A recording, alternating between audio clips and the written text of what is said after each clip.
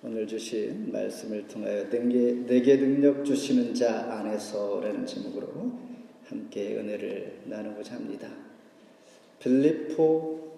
빌립보란 뜻은 작은 우물, 샘물이라는 뜻입니다. 마게도냐 지방의 수도이면서 빌립보 교회는 바울이 환상 가운데 이렇게 시작합니다. 사도행전 16장 9절에 보면 밤에 마게도냐 사람 하나가 이르되 마게도냐로 건너와서 우리를 도우라 하거늘. 이 환상을 통하여 사도 바울은 하나님의 음성으로 듣고 빌립보로 가서 빌립보 교회를 세우게 됩니다. 이같이 빌립보 교회는 유럽 최초의 교회가 될 뿐만 아니라 서구 문명과 세계 역사를 변화시키는 매우 중요한 역할을 하게 됩니다. 빌립보서는 총 4장으로 되어 있습니다. 빌립보서 1장은 하나님의 은혜 아래서 굳게 서라. 빌립보서 2장은 신앙의 모범을 우리에게 제시해 줍니다. 빌립보 3장은 그리스도의 소망을 우리에게 제시해 주시고, 오늘 본문이 포함되어 있는 빌립보서 4장은 4장 1절에 그러므로 이렇게 시작하면서 이제 빌립보 교회가 어떠한 변화가 있어야 하는지를 결론적으로 말씀해 주면서 저와 여러분이 듣는 오늘의 말씀은 이제 2022년 한 해는 어떠한 변화가 여러분 있어야 합니다 라고 우리에게 말씀해 준다라는 것입니다. 구체적인 내용은 본문에서 사도 바울은 로마 옥중에 있습니다. 옥중에 있을 때 빌립보 교회는 에바브로디들을 직접 보내면서 후원금을 보내게 됩니다. 그리고 사도 바울을 수중들게 할 뿐만 아니라 이에 감사하여서 빌립보 교회에 사도 바울이 보내는 감사의 편지가 빌립보서인 것이죠. 그러면서 오늘 본문의 말씀의 제목, 내게 능력 주시는 자 안에서 너희가 모든 것을 할 수 있느니라. 그러므로 인생의 목표도 삶의 비결도 오직 예수님께 있습니다 라고 말씀하면서 우리는 쉽게 이 말씀을 너무나 잘합니다. 내게 능력 주시는 자 안에서 내가 모든 것을 할 수 있느니라. 이 말씀을 모든 사람들이 다 좋아합니다. 주 안에서 모든 것을 내가 할 수 있는 초능력적인 은혜를 하나님께서 주시기를 기대하기 때문입니다. 이런 은혜를 받기 위해서 사도 바울이 제시해 주는 몇 가지 삶의 비결, 이것을 통하여 이제 변화를 받는 2022년 한 해가 되기를 소망하면서, 첫 번째, 어떤 형편에든지 자족하라인 것이죠. 11절 같이 한번 읽습니다. 내가 궁핍함으로 말하는 것이 아니니라. 어떠한 형편에든지 나는 자족하기를 배웠노니. 신앙인들이 가끔 당황할 때가 있습니다. 왜냐하면 예수 믿으면 모든 것이 형통하고 잘 되기를 기대하고 그렇게 이해하고 있기 때문입니다. 그런데 만일 반대 상황이 우리에게 부딪히면 우리는 참으로 당황합니다. 당황할 뿐만 아니라 낙심하고 신앙을 버리고, 그러면 그렇지, 하나님께서 나에게 무엇을 왜? 라고 하면서 그냥 과거의 모습으로 돌아가는 우리 마음을 우리는 쉽게 경험하기도 합니다. 그러나 필요한 것은 궁극적인 승리가 하나님께 있다는 사실을 우리가 그 약속을 꼭 바라볼 수 있기를 바랍니다. 올해의 우리 교회 표어처럼 아수르 산헤립 왕이 조롱하고 미혹합니다. 그럼에도 불구하고 하나님의 백성들은 굳게 하나님을 믿고 신뢰합니다. 그리고 히스기야 왕은 전으로 가서 하나님 앞에 기도를 시작합니다. 그러므로 하나님 앞에 이스라엘 백성들이 잠잠하다는 이야기는 모든 일을 손을 놓고 그냥 기다린다는 뜻이 아니라 하나님께서 주신 말씀을 믿고 변하지 아니하고 흔들리지 아니하고 굳센 믿음으로 하나님 앞에 더 담대하게 기도하면서 하나님의 놀라운 역사를 기대하는 그 모습이 바로 그러나 백성이 잠잠하고입니다. 그럴 때 절망의 밤이 승리의 아침을 맞음과 같이 사도 바울도 감옥에서 궁핍하지 않는다라고 말씀하고 있습니다. 그가 정말 옥중에서 쓸 것이 많아서 이렇게 표현을 할까? 그렇지 않습니다. 하나님의 섭리와 일용할 양식의 개념을 가지고 있습니다.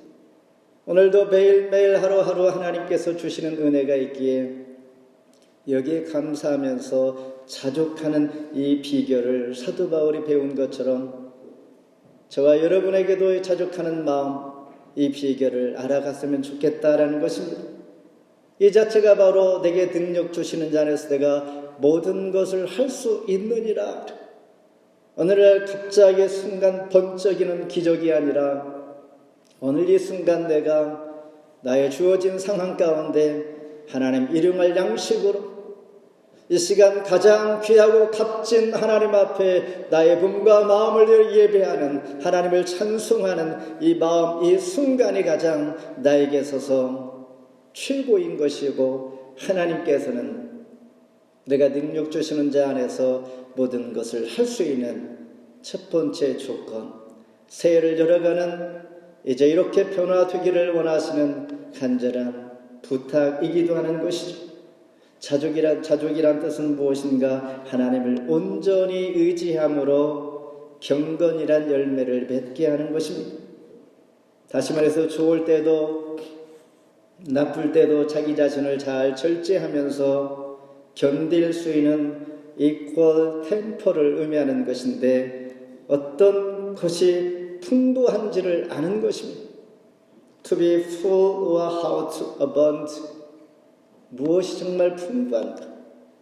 많이 가진 것이 정말 풍부한 것인지 내가 자족하는 이 마음이 정말 풍부한 것인지를 아는 자체가 바로 자족인 것이죠. 성경에서 3번 언급이 되는데 고린도후서 9장 8절에 하나님의 은혜로 누리는 충분한 상태. 사실 우리가 없어서가 아니라 있음에도 불구하고 공허하면서 우리가 불만족스러운 마음을 표하고 그렇게 살아갈 때가 있는데 아무것도 없을지라도 하나님 은혜를 입으면 기분이 좋고 만족을 느끼고 많이 가진 자가 부럽지 아니하고 내 자신이 하나님 앞에 찬송할 수 있는 마음이 생기는 것. 두 번째는 열왕기상 17장에 보면 하늘에서 불이 내리게 하시는 엘리야 선지자가 하나님께서 보내주신 까마귀를 통하여 그에게 식물을 공급하습니다. 물론 그 시내가 말라 물이 없어질 때에 그는 자리를 이동하게 되지만은 아무것도 없는 그에게 매 끼마다 하나님께서 까마귀를 통하여 음식을 전해주는 이 상태, 자족하는 마음. 세 번째는 디모데전서 6장 6절에 자족하는 마음이 경건, 즉 큰 유익이다라고 말씀하고 있습니다. 하나님께서 자족하는 마음이 큰 유익이라고 말씀하시는 걸 볼 때 아직은 피부에 닿지 않지만은 분명히 그렇다는 것을 우리는 믿는 것이죠. 아직은 경험하지 못하고 깨달아지지 아니할지라도 어느 순간에 되면 정말 경건의 열매, 자족하는 마음이 나에게 유익이구나라는 것을 알 때가 있습니다. 잠언서 30장에 보면 지혜의 왕 솔로몬 왕이 이렇게 기도합니다. 하나님, 내가 죽기 전에 하나님 앞에 2가지 기도하겠습니다. 한 가지는 헛된 것과 거짓말을 내게서 멀리하게 해 주시옵소서. 또 한 가지는 가난하게도 말고 부하게도 말며 오직 필요한 양식을 나에게 주시옵소서. 왜냐하면 내가 배부르면 주를 모른다고 할까 두렵습니다. 왜냐하면 가난하면 내가 도둑질하여서 하나님의 이름을 욕되게 할까 내가 두렵습니다.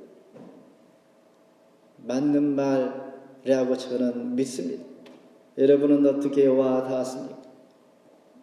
너무나 많은 것을 가지게 되면 사실 감사가 적어지고 너무나 없으면 가난하여서 정말 도둑질할까 두렵습니다. 그러니 하나님께서 때에 따라 베푸신 은혜가 얼마나 큰지를 우리는 알게 됩니다. 그렇다고 많이 있는 것이 나쁘다는 것은 아닙니다.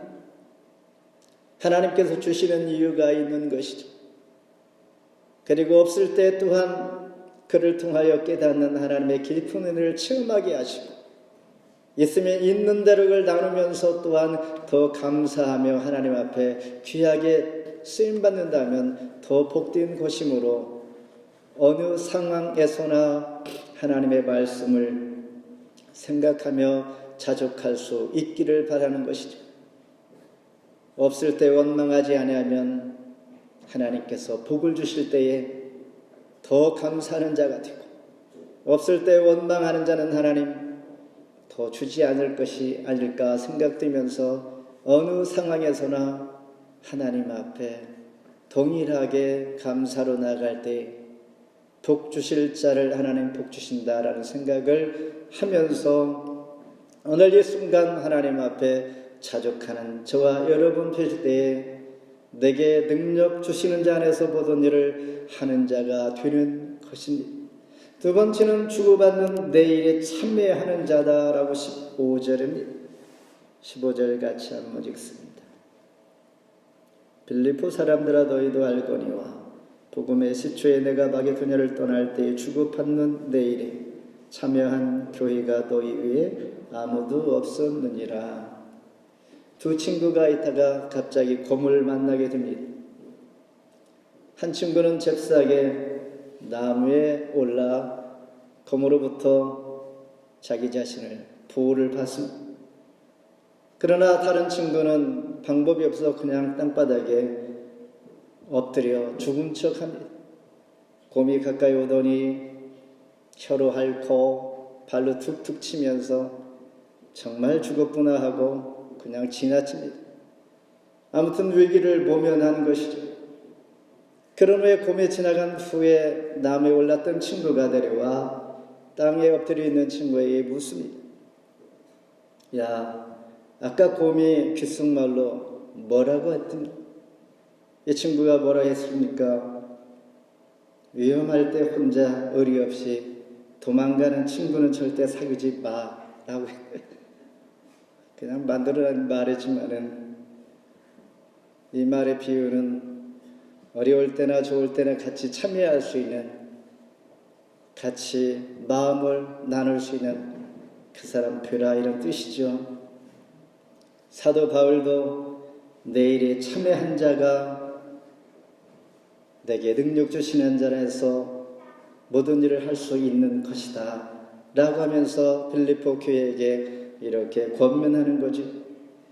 빌립보 교회는 정말 사도 바울이 칭찬하는 것처럼 당시에 유일하게 사도 바울이 전도 사역을 물질적으로 적극 후원한 교회가 오늘 본문처럼 유일하다고 말씀하고 있습니다.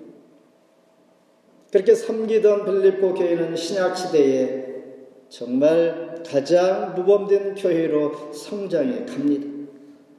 반면에 우리가 잘 아듯이 고린도 교회는 사실 잘 사는 사람들이 모인 교회였습니다.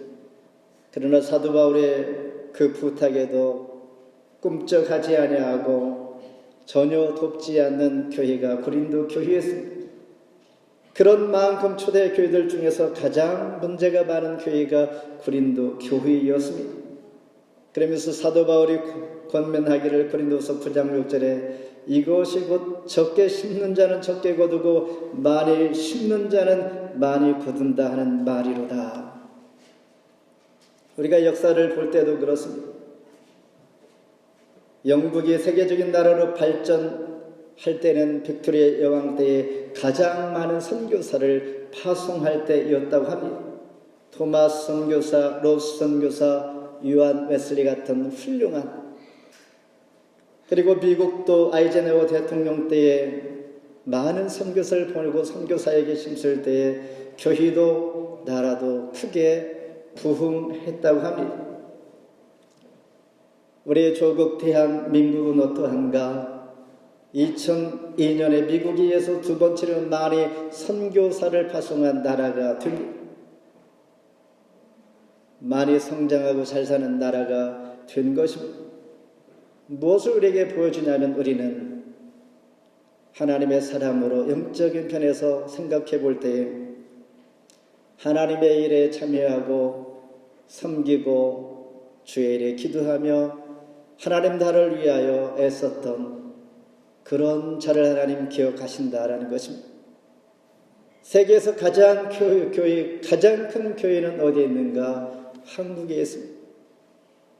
가장 많은 멤버를 가진 교회는 한국에 있는 것이고, 그만큼 대한조국을 하나님 사랑한 축복을 주신 이유가 있다는 사실을 돌아볼 때에 오늘 사도 바울이 우리에게 말씀하고 있는 것 돌아보면서 참회한 자, 그런 자가 진정한 내게 능력 주시는 자에서 모든 것을 할 수 있는 자다라는 말씀입니다. 그러므로 전도와 선교와 교회를 섬기는 일, 이것이 은혜의 방편, 축복에 보장된 것, 축복을 받기를 원하십니까? 하나님을 섬기고 하나님 편에 서는 것입니다. 은혜를 많이 받기를 원하십니까? 하나님 기뻐하시는 일에 서는 것입니다. 우리가 억지로 되지 않습니다. 아무리 계획할지라도 하나님께서는 분명합니다. 사도 바울은 가장 어려울 때 정성껏 도운 빌립보 교회에 감사하면서 오늘 이 말씀을 하는 것입니다. 예수님도 이 땅에 오실 때에 인자가 온 것은 섬김을 받으려 함이 아니라 도리어 섬기려 하고 라고 말씀하신 것처럼 주님께서 하신 것을 닮아가는 것이 바로 내게 능력 주시는 자 안에서 모든 것을 하는 저와 여러분이 되는 것입니다. 마지막으로 세 번째는 주님께 향기로운 제물이라는 것입니다. 18절 같이 한번 읽습니다. 너희에게는 모든 것이 있고 또 풍부한지라 에바브로디드 편에 너희가 준 것을 받음으로 내가 풍족하니 이는 받으실 만한 향기로운 제물이요 하나님을 기쁘시게 하는 것이라. 풍성한 삶의 비결을 깨달은 사도 바울은 17절에서 주 안에서 풍성한 열매를 구함이라, 18절에서는 또 풍부한지라, 19절에서 풍성한 대로 너희 쓸 것을 채우시리라. 풍부, 풍성이란 단어를 반복하여 사용합니다. 마치 이런 것이죠. 권영진 집사님 가정에 오래 주신 말씀처럼 사도행전 28장 10절에 후한대로 우리를 대접하고 떠날 때 우리 쓸 것을 배에 올리더라. 베풀어 주셨음에도 불구하고 끝까지 또한 앞으로 쓸 것까지 채워주시는 하나님의 놀라우신 이 축복이 이 귀한 가정을 통하여 체험하고 또한 감사하는 한 해가 되기를 원하는 이 마음, 사도 바울도 그런 마음으로 주 안에서 풍성한 열매를, 향기로운 제물, 여러분이 베푼 것이 하나님 받으시는 향기로운 제물이 되는 것입니다. 향기로운 제물이라는 것은 흠이 없고 정결한 제물을 뜻하는 것이요, 동역하는 것을 뜻하는 것이요, 기도하는 것을 뜻하는 것입니다. 하나님께서 받으시는 향기로운 제물은 물질뿐만 아니라 동역도, 섬기는 것도, 봉사도, 우리의 기도도 여기에 포함이 된다라는 것입니다. 레위기 1장 2절에 보면 여호와께 예물을 드리거든 가축 중에서 소나 양으로 예물을 드릴지니라. 이것이 향기로운 제물 중에 하나입니다. 또 한 가지 빌립보서 4장 14절에 그러나 너희가 내 괴로움에 함께 참여하였으니 잘하였도다. 참여하는 것, 괴로움에 좋은 일 나쁜 일 함께 동참하는 동역이 바로 하나님 받으실 만한 향기로운 제물이다. 요한계시록 5장 8절에 어린 양 앞에 엎드려 검은과 향이 가득한 금 대접을 가졌으니 이 향은 성도의 기도라. 우리가 기도할 때 하나님께 올려질 뿐만 아니라 하나님 앞에 향기로운 제물을 드려서 하나님 기억하고 우리를 부르실 때에 너의 기도가 향기로운 제물이 되어 여기 있지 않느냐라고 말씀하실 때 이런 마음으로 우리가 기도할 때 수직으로 하나님 앞에 올려진다는 사실입니다. 기도와 통역과 하나님을 향한 흠이 없는 제물, 향기로운 제물, 성도의 기도, 빌립보 교회가 바울에게 베푼 것 하나님이 받으실 만한 향기로운 제물이 된 것처럼 향기로운 제물이 된다면 그 결과는 어떠한 일이 일어나는가? 17절 같이 한번 읽습니다. 내가 선물을 구함이 아니 오직 너에게 유익하도록 풍성한 열매를 구함이라. 풍성한 열매의 복을 주십니다. 우리가 아는 은사가 있습니다. 병을 치유하고 또한 가르치고 또한 우리가 다양한 통역을 하고 방언하는 은사들이 있는데 이 은사와는 달리 갈라디아서 5장 22, 23절에 있는 성령의 9가지 열매가 바로 열매인 것입니다. 열매는 영원합니다. 변하지 않는 것이요 우리 사람으로 치면 성품을 의미합니다. 향기로운 제물이 드릴 때 하나님은 열매를 얻게 하신다는 성품, 귀한 성품을 주신다는 이야기입니다. 변하지 아니하는 것, 은사는 일시적입니다.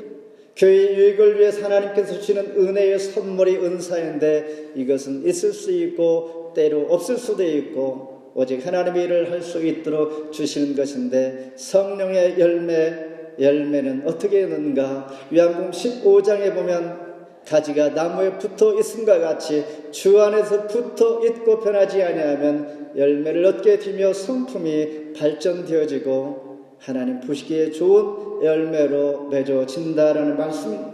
이러한 풍성한 열매를 주시는 복, 바로 향기로운 제물의 결과인 것입니다. 그러므로 히브리서 13장 16절에 오직 선을 행함과 서로 나눠주기를 잊지 말라. 이 제사는 하나님이 기뻐하시느니라 말씀을 맺습니다. 로마국 중에 있는 사도 바울은 이제 하나님 부르시는 그날이 가까워짐을 예감하고 있는 것입니다. 그때 빌립보 교회에게 편지하면서 빌립보 교회 성도들 한 사람 한 사람 그의 기억 속에 간직되어지는 기억하면서 그들에게 한 통의 편지를 쓰고 있는 빌립보서 꼭 한마디 하고 싶은 말이 이것이죠. 어떤 상황의 형편에서든지 여러분 자족하기를 바랍니다. 그리고 주고받는 일에 여러분 적극적으로 참여하기를 바랍니다. 그리고 선을 행하며 나누어 주기를 잊지 마시기를 바랍니다.